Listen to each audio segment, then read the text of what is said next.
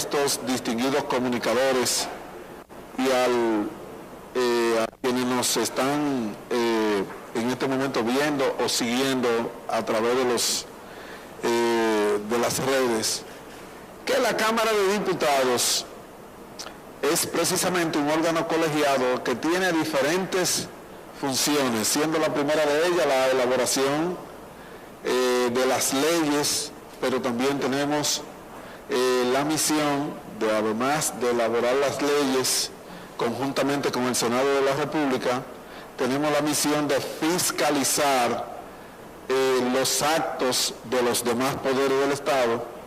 Nosotros somos el primer poder del Estado de acuerdo a lo que establece la Constitución. Y entonces también tenemos la misión de la representación que ejerce cada uno de los señores legisladores, en este caso de los diputados, y que como tal tenemos que distribuirnos en esas arduas tareas. Y que cuando llegamos al Congreso Nacional en este nuevo periodo, tanto nosotros en nuestra condición de presidente, que fuimos electos el pasado 16 de agosto del año 2020, como los demás miembros de la misma, en esta comisión coordinadora, o sea, la comisión coordinadora determinamos que había una gran cantidad de proyectos en la Cámara a los que teníamos que darle el frente para que el país tuviera la oportunidad de colocarlo, o sea, en el centro del debate. Obviamente que muchos de esos proyectos eran y son al día de hoy extremadamente conflictivos, son muy sensibles, y nos dimos cuenta al hacer el proceso evaluatorio durante las primeras semanas, puedo decir, ¿verdad, Pedro?, de que podíamos afirmar sin buscar culpable de que en la Cámara había lo que nosotros posteriormente denominamos una gran y terrible mora legislativa, que no era más que una gran cantidad de proyectos que dormían en la Cámara el sueño justo y que nosotros teníamos que abocarnos conjuntamente con el Senado de la República a tratar de conocerlo para ir resolviéndolos en un sentido o en el otro. Y por eso nosotros vimos que de inmediato la Cámara comenzó a discutir una gran cantidad de proyectos de ley que trajeron controversia, movilizaciones, situaciones, como fue el caso, lo pongo de ejemplo, el Código Penal y muchos otros proyectos más.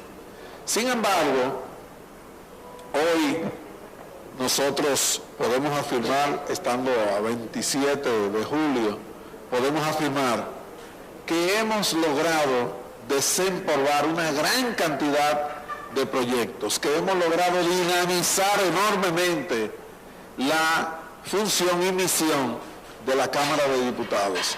Y que, por ejemplo, esta legislatura que cerró precisamente en el día de ayer, oficialmente cerró en el día de ayer, nosotros podemos darnos cuenta que situaciones, no, reitero, no estamos buscando ni culpables ni nada por el estilo.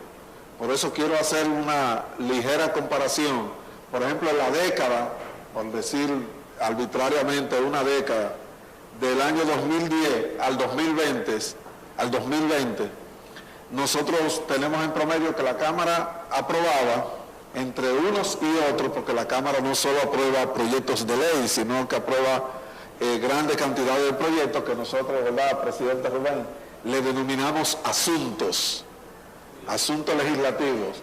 Entonces, en el promedio de asuntos aprobados por la Cámara, en la Cámara por año, era, en esa década, podemos coger cualquier otra década, pero cojo esa que era la última, donde hubo incluso varios presidentes, cuatro o cinco presidentes de la Cámara y congresos totalmente diferentes en su composición.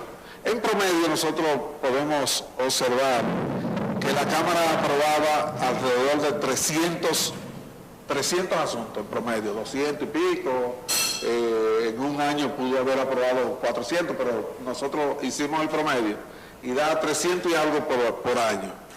Sin embargo, hoy nosotros al término de esta legislatura, anoche terminamos de hacer un proceso evaluatorio y la Cámara de Diputados conoció y aprobó 1.877 asuntos. Desde luego, tengo que admitir que tengo el grito de los diputados, en el sentido, en el año completo, que lo compone la primera y segunda, la segunda y primera legislatura, porque la segunda legislatura comienza el 16 de agosto. Entonces, solo en este año, la Cámara aprobó 1.877 asuntos. Realizó 98 sesiones del Pleno, que también no es un récord, pero es un excelente averaje, porque las sesiones del Pleno ordinariamente en un año legislativo andan entre, 70, pueden llegar a 80 en un buen año. Y además conocimos 3.109 proyectos que fueron incluidos en la orden del día. Es bueno que ustedes sepan que a diferencia de lo que pasaba antes, cuando digo antes me refiero al año 2005, del 2005 para acá, la orden del día solo la elaboraba el presidente. Y ahora, precisamente por eso están aquí, la elabora esta comisión coordinadora donde todo el mundo tiene su voz y todo el mundo tiene la oportunidad de hacer propuestas. Es muy importante la orden del día porque eso es lo que se debate al final de la Cámara. Y entonces, además de ello, nosotros podemos señalar que en la Cámara, aparte de la aprobación de leyes importantes, que lo vamos a ver en breve, también nosotros tratamos muchas situaciones, no solo en la labor de legisladores, sino también en nuestra labor de representación. Por ejemplo, durante este año, las diferentes comisiones han realizado nada más y nada menos que 37 descensos a diferentes puntos del país, a diferentes provincias, a tratar problemas puntuales. Podemos señalar dentro de esos descensos, ¿verdad?, lo que hemos hecho a diferentes puntos donde hay explotaciones de minas, a cárceles, a ver problemas puntuales como el que vimos creo que un par de veces en La Vega, y en fin, que la Cámara no se ha quedado trancada en su augusto escenario de la feria, sino que han estado descendiendo comisiones la mayoría de los fines de semana, además para palpar en vivo y poder informarle al Pleno las diferentes situaciones. Pero además hemos atacado un problema muy serio que debemos destacar, que ahí también hemos tenido la colaboración de la generalidad de los partidos políticos, en una comisión que preside un diputado que no es precisamente del PRM, sino de la Fuerza del Pueblo, que es el diputado Tobías Crespo, que hemos tratado de desempolvar una gran cantidad de contratos. Recientemente aprobamos, lo recuerdan los diputados, un contrato de un apartamento de lo que dio Balaguer de 1972. Digamos, o entendemos, un proyecto como ese, de 1972, con, dueños o interesados que ya han fallecido y quedan los herederos, todavía esté en el Congreso Nacional. Pero además, que hemos despachado de asuntos que estaban aprobados en la Cámara de Diputados, más de casi 4.000 proyectos que aún estando aprobados, que aún estando ya resueltos, lamentablemente por situaciones de burocracia, reitero, yo no estoy buscando culpables ni nada por el estilo, sino que hemos emprendido esta ola, hemos emprendido esta ola de resolver situaciones y de sacar a la Cámara de situaciones de inactividad, y que además hemos, las diferentes comisiones en un activismo inusual, presentaron al Pleno 404 informes, o sea, tomaron 404 determinaciones que el Pleno, muchas de ellas las ponderó, las avaló, y otras sencillamente no las ponderó, y otras que no las ha conocido. Pero además que tenemos una cantidad de leyes importantes promulgadas, no solo en este año, sino en todo este periodo legislativo, pero que nosotros podemos resaltar por sacar algunas, la que se va a promulgar en el día de mañana, que es la ley de extinción de dominio, que fue la última que nosotros, una de las más recientes, porque después de eso, ¿verdad? Hicimos, creo que una o dos leyes más que ya están para fines de promulgación o al día de hoy ya han sido promulgadas, después de la ley de extinción de dominio.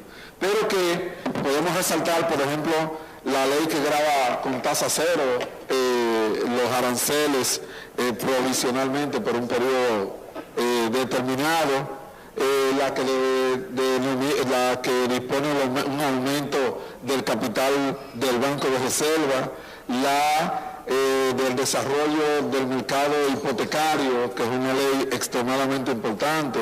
Hemos aprobado, como todos saben, el presupuesto general del Estado, la ley que modifica diferentes aspectos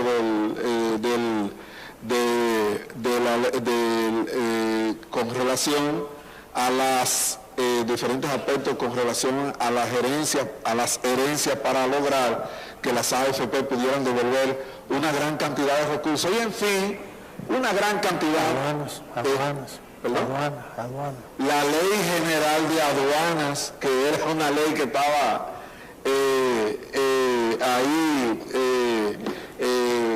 qué sé yo, que no encontraba la salida, y que pendiente también, tenemos que decir, bastante avanzado, porque aprobar un proyecto de ley tiene una dinámica extremadamente importante.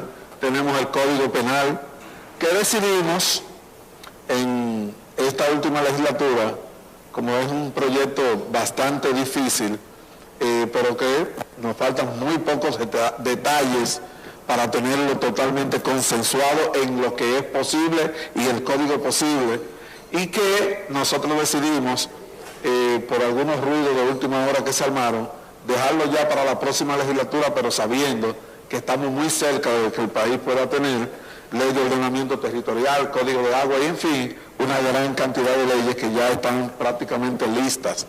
Aprobamos la ley de regiones únicas, que también está para promulgación, y que lo hicimos después de la ley de extinción de dominio. Y, en fin, lo que quiero decir en estos 5 minutos extendidos, ¿verdad?, que me he tomado, en síntesis, lo que quiero decir, y lo saben los distinguidos periodistas que cubren la fuente del Congreso Nacional, que en la Cámara todos hemos emprendido un gran dinamismo, pero que nos hemos dedicado, 30 segundos más, José, nos hemos dedicado y nos hemos ocupado en capacitar a nuestros legisladores.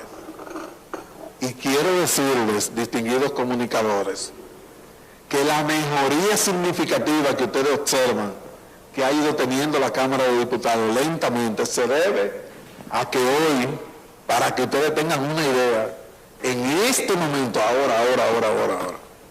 ahora, en este momento, nosotros tenemos 32 legisladores, abogados, en un curso de capacitación en preparación para su mejor comprensión de los procesos que ellos tienen que lidiar todos los días.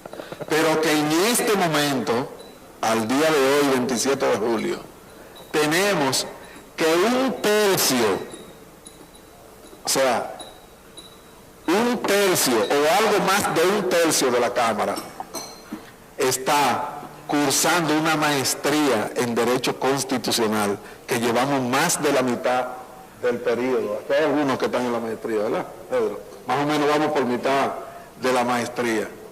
Porque nos hemos estado preparando para servirle al país. Y lo que más oíamos decir era, esos diputados que no saben de esto, que no saben de lo otro, tomando decisiones. Pues nos hemos estado preparando para poder brindarle un servicio impecable a la nación dominicana. Y decidimos desde el año 2020 que, a propósito de que tenemos una gran cantidad de legisladores jóvenes, yo no sé cuántos somos los jóvenes de nada, menos de 50, son más de 80, ¿verdad? Menos de 35, 20.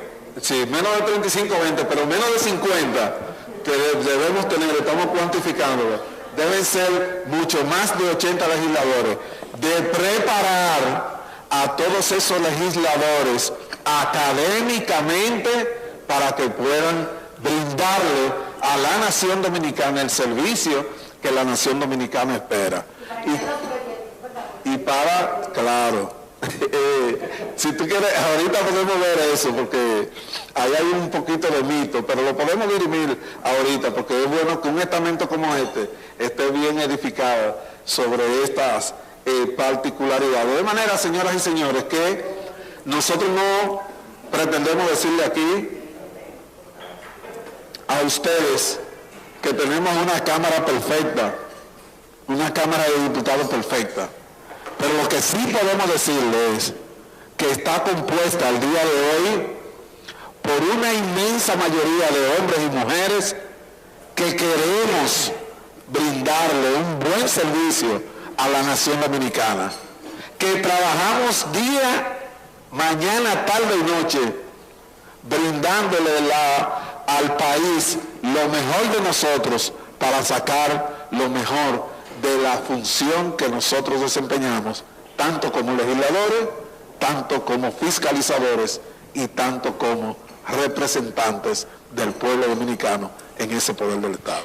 Tania decía, y usted le respondía que eso era un mito, algo que está en el imaginario popular, de que usted, y algunos han ayudado a que ese imaginario se alimente, que no leen los proyectos. Y usted dice que eso es un mito. Explíquenos eso, porque muchos entienden que efectivamente la Cámara de Diputados lee quizá los informes y levanta la mano. Sí. Mire por qué yo digo que es un mito. Porque ciertamente en un universo de 190 personas tú vas a encontrar, como dice, que hay de todo, dice el dicho, que hay de todo en la viña del Señor. Sin embargo, como entidad, la Cámara de Diputados, en la Cámara de Diputados es imposible aprobar un proyecto sin leerlo. Primero, porque ordinariamente todo proyecto tiene un ciclo, una vía legislativa, un trámite legislativo. Ese trámite es que el proyecto se deposita, va al Pleno, y el Pleno tiene una figura que se llama tomar en consideración. ¿Qué es tomar en consideración un proyecto? El presidente lee el enunciado del proyecto, el cabezal, el epígrafe del proyecto, y entonces, si no hay objeción de parte de alguno de los diputados, ese proyecto automáticamente el presidente tiene la potestad de mandarlo, de remitirlo al estudio de una comisión. Eso es lo que ordinariamente se hace. En esa comisión, ¿qué se hace? El primer proceso que tiene que hacer la comisión es reunirse. Las comisiones están integradas por hasta 15 miembros, y entonces de todos los partidos políticos en representación proporcional a la cantidad de diputados que tenemos en el hemiciclo, así mismo están representados en la comisión, y entonces el primer rigor que tiene que cumplir la comisión es darle lectura al proyecto. O sea, ahí se cae el que no lo leyeron.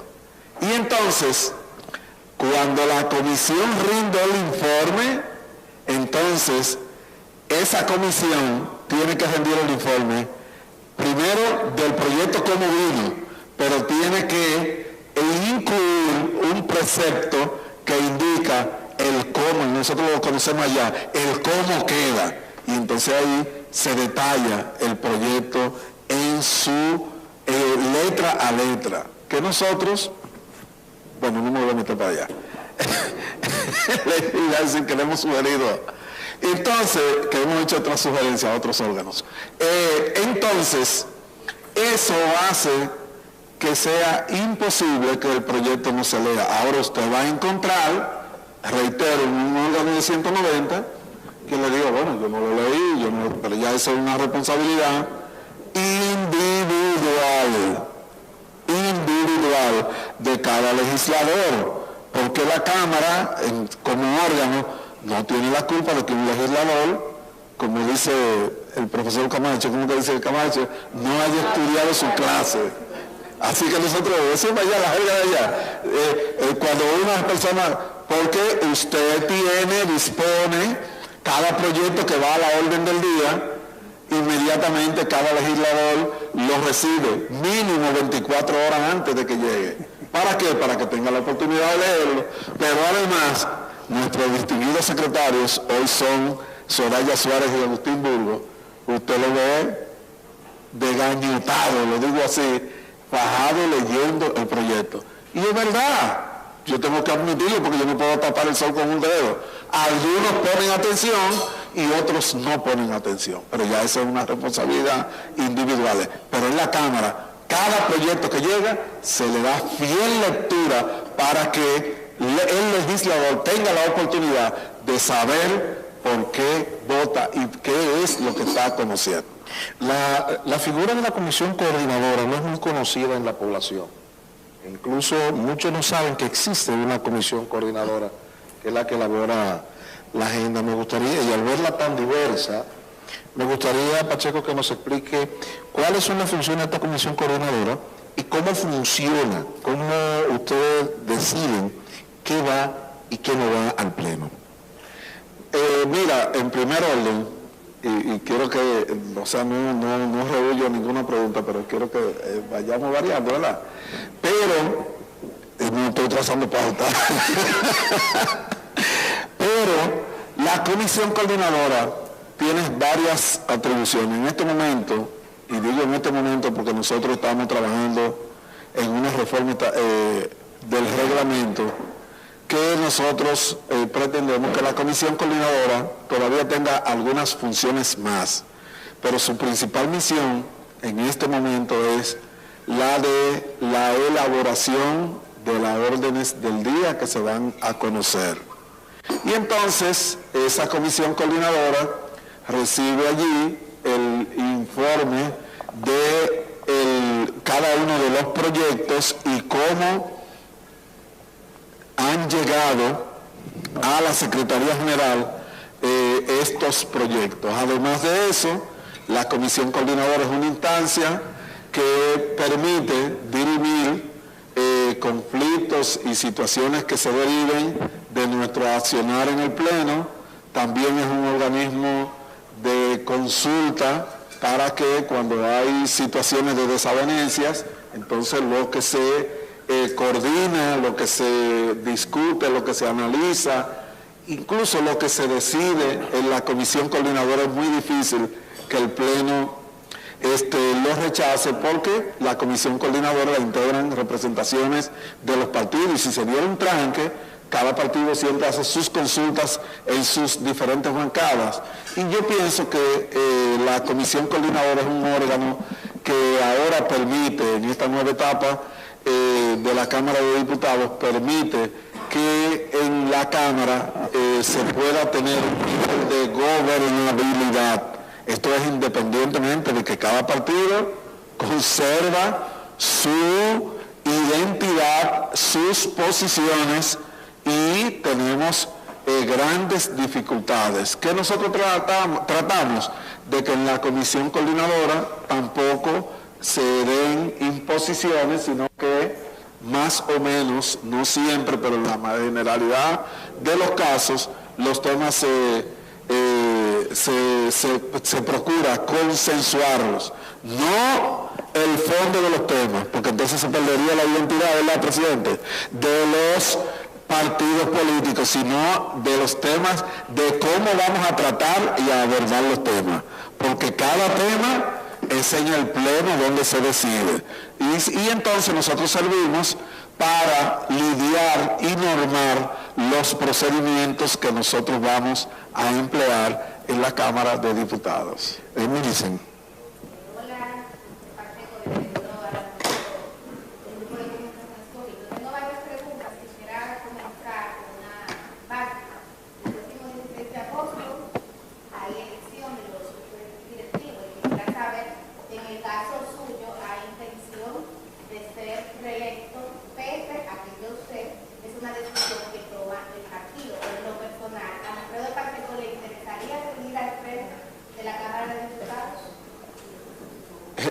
Yo le había pedido a José que...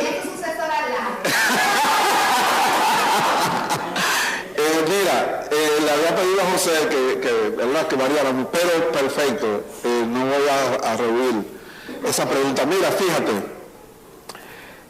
ciertamente nosotros, no solo Julito, nosotros tenemos un lema en la Cámara de Diputados: cada diputado es elegible para ser presidente. Ahora, cuando tú en un momento determinado no puedes, por H o por R, lograr una mayoría para convertirte en presidente, entonces tú delegas en la persona que tú te sientas más cómodo.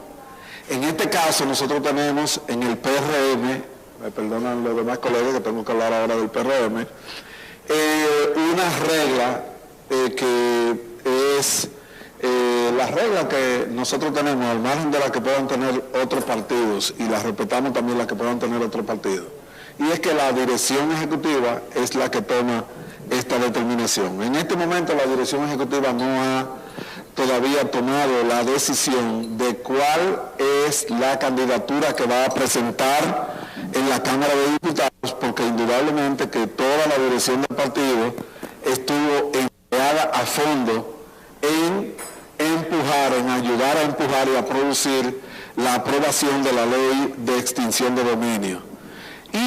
E independientemente de que el colega Julito Fulcal es un aspirante que tiene todo el derecho, entre Julito Fulcal y Alfredo Pacheco, mira que lo voy a decir sin mirarlo, porque yo sé lo que él va a decir, hay una relación de dos hermanos. Y el hecho de que él sea aspirante, eso es muy difícil de encontrar en cualquier órgano, no ha sido obstáculo para que nosotros podamos mantener durante estos 2 años que casi concluyen el próximo 16 de agosto, una relación de hermano que manejamos con total transparencia, y que la manejamos con una comunicación excelente, como la que nosotros tratamos de tener y mantener con cada una de las bancadas, porque nosotros, y lo saben los colegas, que cualquier decisión que nosotros vamos a tomar, por más difícil e incómoda que sea, nosotros siempre hacemos consultas a los diferentes partidos políticos, y obviamente que nosotros que manejamos una mayoría, no es una mayoría absoluta o no muy absoluta, sino que es una mayoría que es, digamos, la mitad del pleno, lo que indica que nosotros no tenemos un dominio absoluto de las decisiones del pleno.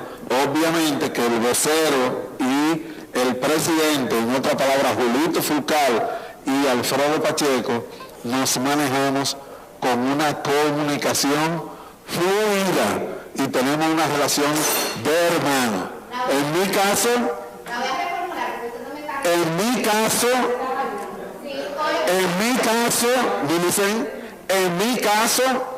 yo haré lo que diga el partido. Si el partido entiende que yo debo seguir, yo sigo. Si el partido entiende que no debo seguir, conforme lo asumo. No tengo problema con esa situación porque creo que hay muchos espacios desde lo que nosotros podemos servirle al partido y al país. Y yo demostré, precisamente, tuve un valioso apoyo en ese momento, como lo he sentido siempre, del colega Julito Fulcal, en un momento en que a mí, como suele ser, porque somos humanos, me ganaron el vocerato en el 1917-18. Sí, el vocerato. 2017, 2018. Me ganaron el vocerato.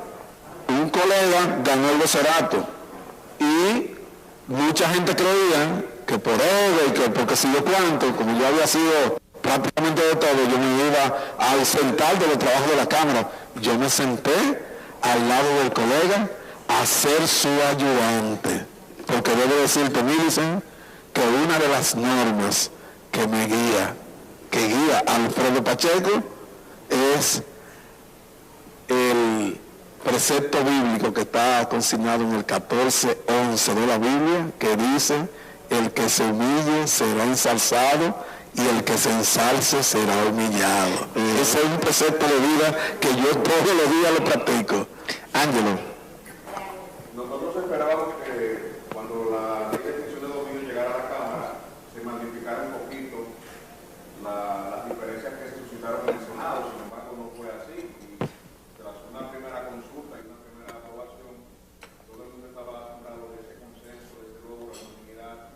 Ese es un momento difícil políticamente, lograr un voto favorable de la bancada del PLD, de la Fuerza del Pueblo. A mí me gustaría que usted me hiciera una pequeña crónica de los eventos que antecedieron a esa votación, cómo se originó. Y ahí mismo también conectado con el dijera los juristas que aportaron a esas modificaciones que fueron consultadas. ¿Cómo se logró ese consenso? Primero, primer paso, como siempre nosotros decimos, estudiar la clase. Lo primero que nosotros hicimos fue que, como le dije ahorita, llamar a quién. Nosotros tenemos un colega que lo sugirió el vocero para que presidiera por parte de la Cámara la comisión de extinción de dominio. Porque aunque el presidente que nombra las comisiones, los voceros son los que te pasan el listado para que sea consensuado. Aunque uno tiene la potestad, eso hay que administrarlo, porque si no, no se da consenso. Si yo vengo, no, yo soy el que nombra las comisiones, y lo pongo todo. Entonces los voceros siempre se ponen de acuerdo y ordinariamente el que coordina esa parte es el colega Julito. Se conformó la comisión de extinción de dominio de la Cámara y se juntó con la del Senado, que el Senado presidía porque fue la Cámara que estaba originalmente estudiando el proyecto y la Cámara de Diputados era la vicepresidente. Entonces, ¿qué yo hice? O llamar a mi vocero y llamé al presidente de la comisión por parte de la Cámara, que era el vicepresidente de la comisión bicameral, que es el colega Elías Báez. Y duramos 2 días trabajando, mañana, tarde y noche, en tomar el conocimiento de la misma. Luego, ¿qué otra cosa hicimos? Bueno, llamar a diferentes sectores, no lo hicimos de manera pública, sino que lo llamamos privadamente, que tenían una gran cantidad de observaciones sobre la ley, y paralelamente con eso llamamos a las diferentes bancadas, ¿verdad, Rubén? Y bueno, aquí no está Gustavo, que lamentablemente tuvo que salir, ustedes lo vieron que estaba aquí, y comenzamos a conversar con ellos para que nos explicaran cuáles eran las observaciones que tenían, porque indudablemente que el proyecto llevaba muchas contradicciones, llevaba mucho ruido, como decimos nosotros. Una vez tuvimos la oportunidad de conocer con lujo de detalle la ley, conocer todo lo que había aprobado el Senado, que para ello nos pasamos todo un fin de semana que debimos haber estado en otros aspectos, pero nos dedicamos a estudiar la misma, y recibimos cuáles eran las observaciones de cada uno. Entonces nosotros llamamos, porque yo tengo que decirlo, fuimos nosotros, los diputados, que llamamos a los senadores y le dijimos que vinieran básicamente al proponente, al doctor Pedro Catrén, que había presidido la comisión por el Senado, y luego por la vía telefónica nos mantuvimos en consulta con la senadora Farideh Raful, y también asimismo conversamos con otros senadores de los diferentes partidos políticos que tenían similares posiciones a la de sus voceros en la Cámara de Diputados. Y entonces preferimos manejar con los voceros las diferentes propuestas y fuimos logrando por parte todos los consensos. ¿Qué fue lo último que se consensuó, Rubén? Lo último que se consensuó,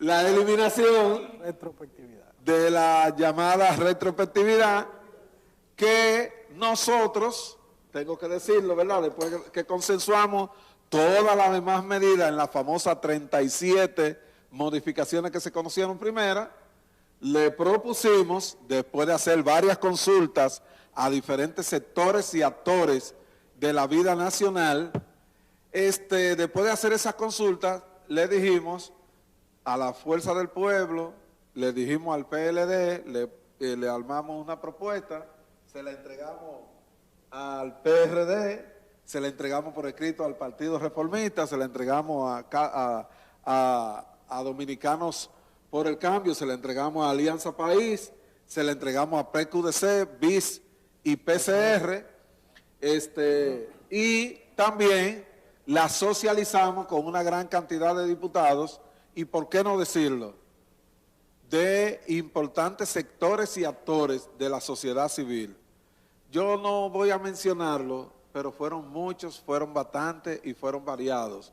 Pero si menciono algunos y se me quedan otros, entonces puedo cometer el error de la omisión.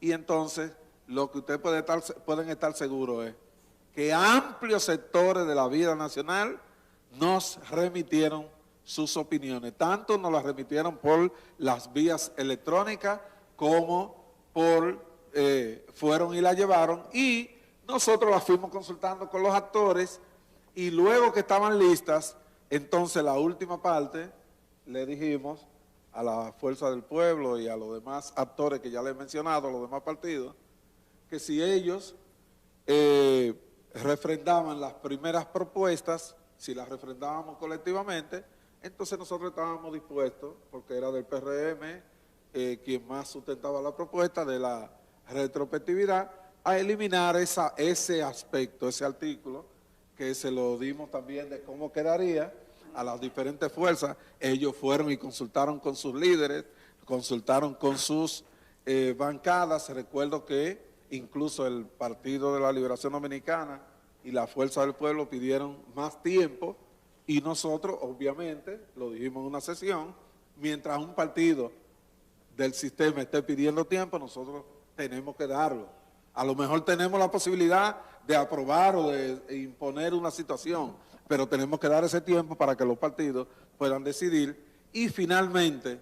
dimos un receso al PLD en plena sesión. Dimos un receso al PLD, y luego el propio Rubén nos sugirió que dejáramos una sesión de un día para otro, y así el PLD también luego de ese día nos pidieron que diéramos 2 o 3 horas más, y lo dimos. Y eso permitió que al final todo el mundo se sintiera conforme y lográramos el consenso que logramos para la primera lectura. Y termino con esta frase. Pero no conforme con eso, a pesar de que la mayoría del Pleno querían que aprobáramos ahí en segunda lectura porque habíamos declarado de urgencia, nosotros propusimos, ¿verdad, presidente Rubén?, que lo dejáramos para el otro día. ¿Para qué? Para que todo el país tuviera la oportunidad de mandar y hacer observaciones. ¿Y qué ustedes creen? Y de leer la ley. ¿Qué surgieron? Surgieron nuevas observaciones. Exactamente, muchas buenas observaciones. Yo no recuerdo la cantidad, pero la parte de las 37, yo tengo entendido que fueron como 15, 17 observaciones más que fueron debidamente aprobadas. Pero además, le pedimos a cada uno de los miembros del Pleno que el hecho de que se diera ese consenso no le quitaba a los diputados la posibilidad de que si alguien quería someter fuera de lo que había consensuado sus mociones, que también lo pudiéramos ver. Obviamente había la amenaza de que esas mociones fueran rechazadas porque rompía la posibilidad del consenso con actores y sectores que todo el mundo sabe que siempre proyectos como este hay que consensuarlos. Entonces, de esa manera nosotros logramos una amplia base de aprobación que resultó ser la unanimidad que, por cierto, una vez más, porque no hay forma de uno poder dar completamente, yo agradezco a todas las bancadas de todos los partidos políticos la generosidad que tuvieron, porque tuvieron que sacrificar cosas, no fue que todo el mundo logró lo que quería, tuvieron que sacrificar cosas. El PRM sacrificó el tema último y muchas de la bancada sacrificaron otros aspectos, pero logramos un punto de equilibrio que dio al país lo que el país hoy está celebrando, que es una excelente ley de extinción de dominio. Germán, sobre el mismo tema.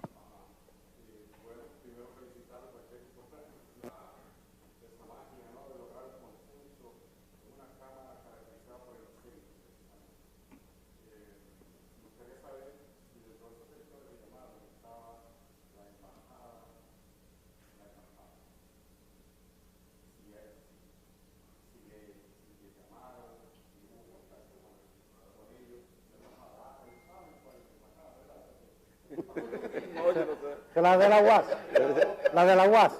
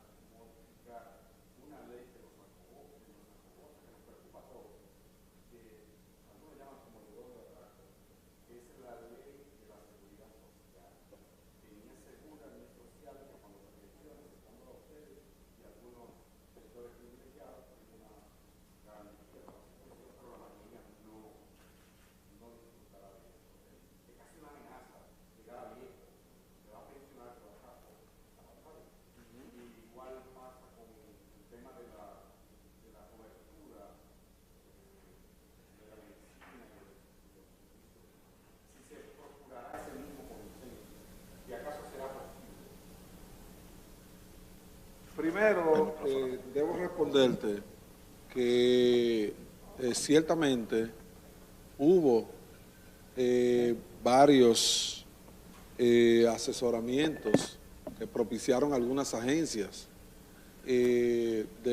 no solo de la embajada, sino de algunos órganos internacionales que nos ofrecieron asesoramiento para nosotros poder tener la posibilidad de discutir con expertos, con gente que conoce el tema, que tiene un gran dominio, que fue de bastante utilidad para que el Congreso pudiera aprobar una buena ley de extinción de dominio, no solo de la embajada, sino de muchos otros o de algunos otros órganos que no voy a mencionar porque, reitero, si menciono uno y no menciono otro, pero hubo muchas